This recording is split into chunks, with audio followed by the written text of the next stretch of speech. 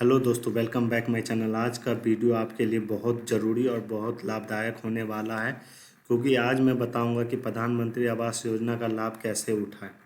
अगर आपने अभी तक प्रधानमंत्री आवास योजना का लाभ नहीं उठाया है तो कोई दिक्कत की बात नहीं है। प्रधानमंत्री आवास योजना का नया फॉर्म 2025 का नया फॉर्म आ चुका है, जिसको आप अप्लाई करके प्रधानमंत्री आवास योजना का लाभ उठा सकते हैं। ठीक है। जो आपने अभी तक हमारे चैनल को सब्सक्राइब नहीं किया तो प्लीज़ हमारे चैनल को सब्सक्राइब कर लीजिएगा, जिससे आने गवर्नमेंट की तरफ से आने वाले हर एक नए फॉर्म का मैं आपके तक जानकारी पहुंचा सकूं। तो ठीक है, चलिए शुरू करते हैं। अगर आप फ़ोन से अप्लाई करना चाहते हैं तो फ़ोन से भी अप्लाई कर सकते हैं, लैपटॉप से अप्लाई करना चाहते हैं तो लैपटॉप से भी अप्लाई। तो चलिए शुरू करते हैं। सबसे पहले आप सर्च बार में टाइप करेंगे PMAY urban.government.in। इसका लिंक मैं वीडियो के डिस्क्रिप्शन में भी दे दूंगा। तो ठीक है, आप टाइप करेंगे तो इस तरह का इंटरफेस आपके सामने आ जाएगा, जिसमें लिखा होगा प्रधानमंत्री आवास योजना अर्बन 2.0, प्रधानमंत्री आवास योजना शहरी 2.0 अंतर्गत 1 करोड़ नवीन आवासों के लिए दिया गया। ठीक है, तो इसको आप कैंसिल कीजिएगा। कैंसिल कर देंगे तो देखिएगा आपके सामने इस तरह का इंटरफेस आएगा, जिसमें सबसे देखिएगा लेफ्ट साइड में आपका लिखा होगा ब्लू में अप्लाई फॉर PMU 2.0। इस पर आप क्लिक कीजिएगा।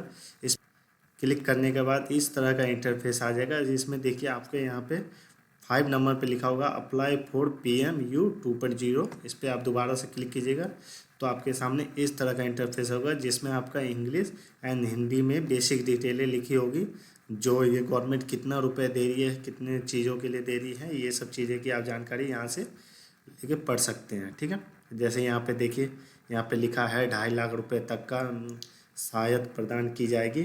ठीक है, 45 वर्ग मीटर तक के नए मकान के लिए दिया जा रहा है, 2.5 लाख रुपए तक का सहायता दिया जा रहा है। ठीक है, तो इसका आप लाभ उठा सकते हैं। तो वीडियो को स्किप नहीं कीजिएगा, मैं पूरा स्टेप बाय स्टेप बताऊंगा। अगर आप वीडियो स्किप करते हैं तो कोई भी स्टेप आपसे छूट जाता है तो आपके फॉर्म में कुछ भी गलती हो सकता है। तो प्लीज़ वीडियो को स्किप मत कीजिएगा, स्टेप बाय स्टेप आप देखिएगा। ठीक है, तो ये सब आप बेसिक डिटेल पढ़ लीजिएगा। उसके बाद आप सबसे नीचे आ जाइएगा, नीचे पर देखिएगा क्लिक टू प्रोसेस होगा, उस पर आप क्लिक कर दीजिएगा। क्लिक करने के बाद यहाँ पे देखिए डॉक्यूमेंट रिक्वायरमेंट की वो बेसिक डिटेलें दे रखी है, जिसमें आपको बताया जा रहा है कि आपके पास कौन कौन से डॉक्यूमेंट होने चाहिए। ठीक है, ये सब देखिए आप पढ़ लीजिएगा। सबसे पहला है एप्लीकेबल आधार डिटेल्स। आपके पास आधार कार्ड होना चाहिए, उसमें नाम जो आपके आधार कार्ड से मैच हो और डेट ऑफ बर्थ। ठीक है, सेकंड आपका आधार डिटेल फॉर फैमिली मेम्बर के भी आधार डिटेल चाहिए, उनके डेट ऑफ बर्थ चाहिए। थर्ड है आपका एक्टिव बैंक अकाउंट डिटेल, जो आपके पास कोई एक बैंक अकाउंट होना चाहिए जो आपका वो चालू हो, जिसमें आप लेन देन कर रहे हो। उनका बैंक अकाउंट नंबर होना चाहिए आपके पास, बैंक नेम होना चाहिए, ब्रांच नेम होना चाहिए और IFSC कोड होना चाहिए जो आपके आधार कार्ड से लिंक हो। ठीक है, चौथा आपके पास इनकम प्रूफ होना चाहिए PDF फाइल में, और उसके साइज होना चाहिए 100 KB। अगर आपके पास ज़्यादा KB का है तो आप रीसाइज इमेज का यूज करके आप उसका साइज छोटा कर सकते हैं। ठीक है, 5 आपके पास होना चाहिए लैंड डॉक्यूमेंट। ठीक है, तो अगर आपके पास ये पांचों डॉक्यूमेंट्स हैं तो आप सबसे नीचे प्रोसेस पे क्लिक कीजिएगा। प्रोसेस पे क्लिक करने के बाद देखिए आपके सामने इस तरह का इंटरफेस आ जाएगा, जिसमें आपकी एलिजिबिलिटी चेक होगी कि आप प्रधानमंत्री आवास योजना के दिए गए लाभों के लिए एलिजिबिलिटी है कि नहीं। तो यहाँ पे आपसे कुछ बेसिक डिटेलें लिए जाएंगे, जो आपका अपना बेसिक डिटेलें भर दीजिएगा।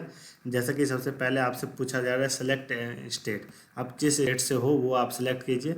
जैसे बिहार से हो तो बिहार टाइप कर दीजिएगा, सिलेक्ट कर लीजिएगा। उसके बाद आपसे पूछा जाएगा एनुअल इनकम जो भी आपकी है वो एनुअल इनकम जो आप अपना टाइप कर दीजिएगा। फिर पूछा जाएगा कि आप किस बेस पर अप्लाई करना चाहते हैं इन तीनों में से, वो आप सेलेक्ट कर लीजिएगा। फिर देखिए चौथा आपसे पूछा जाएगा कि आपका इंडिया में कोई अपना घर है कि नहीं। अगर है तो यस पे क्लिक कीजिएगा, नहीं है तो नो पे क्लिक कर दीजिएगा। पूछा जाएगा कि 20 साल के अंदर में आपको गवर्नमेंट की तरफ से कोई भी योजना का लाभ मिला है कि नहीं। अगर मिला है तो यस पे कीजिएगा, नहीं मिला है तो नो पे क्लिक कर दीजिएगा। उसके बाद एलिजिबिलिटी चेक पे क्लिक कीजिएगा। लास्ट देखिए एलिजिबिलिटी चेक पे क्लिक करने के बाद अगर आपके सामने ये वाला इंटरफेस आ जाता है तो इसका मतलब आप एलिजिबिलिटी हैं, आपको प्रधानमंत्री आवास योजना का लाभ मिलेगा। अगर आप एलिजिबिलिटी नहीं है तो दोबारा से आपको होम पेज पे ही फेंक दिया जाएगा। अगर आप एलिजिबिलिटी हैं तो इस तरह का इंटरफेस दोबारा आपके पास आ जाएगा, जिसमें आप अपना आधार कार्ड, आपसे पहले पूछा जाएगा अपना आधार कार्ड नंबर डालिए, उसके बाद जो आपका आधार कार्ड में नाम है वो नाम डालिए। ठीक है, अगर आप ये दोनों टाइप कर दीजिएगा और उसके बाद क्लिक पे क्लिक करके अब जनरेट ओटीपी कर दिएगा। जनरेट ओटीपी क्लिक करने के बाद आपके आधार कार्ड में जो मोबाइल नंबर है उस पर आपका ओटीपी जाएगा, वो ओटीपी टाइप कर दीजिएगा। ठीक है, डालिएगा। तो चलिए मैं आपकी अपनी डिटेल डालता हूँ। जनरेट ओटीपी क्लिक करने के बाद आपके पास यहाँ बताएगा कि इस मोबाइल नंबर पे आपका ओटीपी जाएगा, वहाँ पे ओके कर दीजिएगा। ओके करने के बाद देखिए सबसे नीचे आपका आ जाएगा, वहाँ पे आप ओटीपी टाइप कीजिएगा जो आपके मोबाइल नंबर पे ओटीपी जाएगा।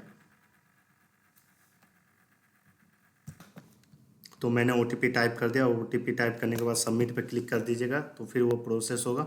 प्रोसेस होने के बाद आपके सामने इस तरह का इंटरफेस आ जाएगा, जिसके आप में 5 डेस्कटॉप होंगे, जिसमें आपके सारे बेसिक डिटेलें आपको टाइप करनी होंगी। 5 स्टेप होंगे फॉर्म जो आपको भरना है, जिसमें आपके पास सबसे पहला आ जाएगा आपका नाम।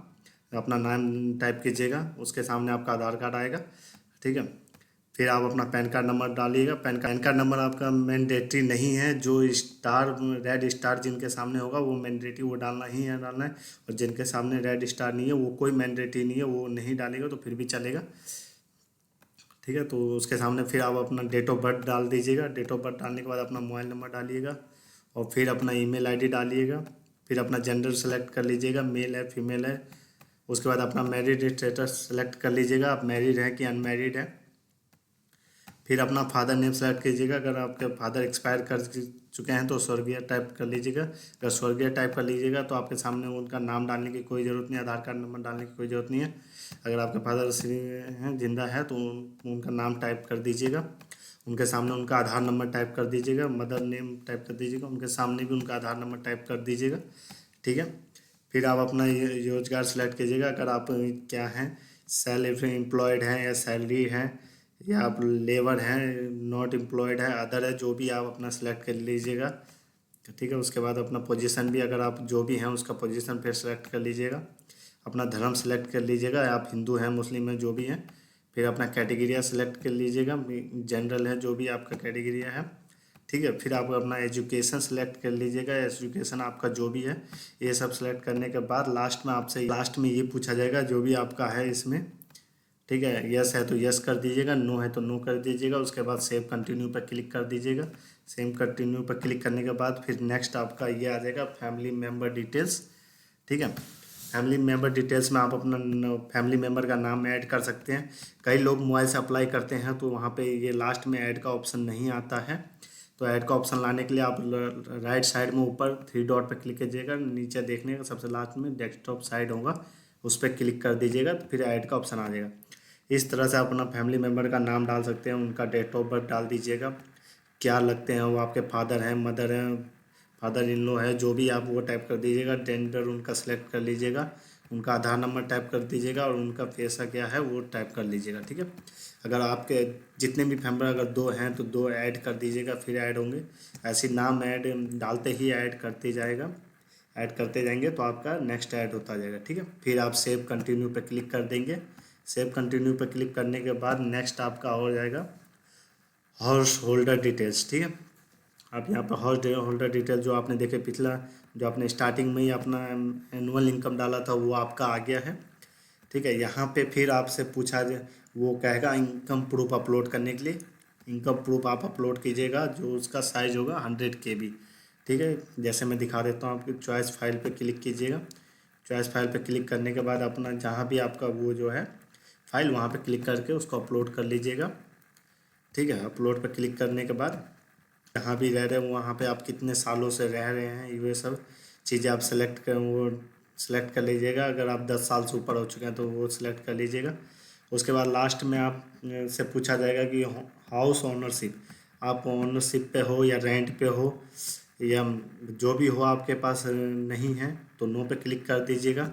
ठीक है, उसके बाद आप सेव कंटिन्यू पे क्लिक कर दीजिएगा। सेव कंटिन्यू पे क्लिक करने के बाद फिर नेक्स्ट आपके सामने एड्रेस डिटेल्स का इंटरफेस आ जाएगा, जिसमें आप अपने एड्रेस डिटेल्स डाल दीजिएगा होगा, जहाँ पे आप रह रहे हैं अभी प्रेजेंट एड्रेस में प्रेजेंट एड्रेस डाल दीजिएगा।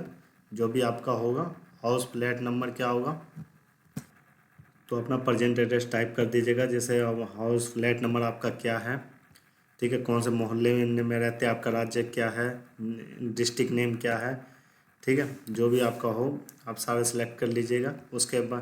उसके बाद आपका परमानेंट एड्रेस पूछेगा, जो आपका परमानेंट एड्रेस है, मतलब होम टाउन क्या है आपका, कहाँ है, वो डाल दीजिएगा। अगर सेम है तो सेम डाल दीजिएगा, अगर अलग है तो अलग टाइप कर लीजिएगा।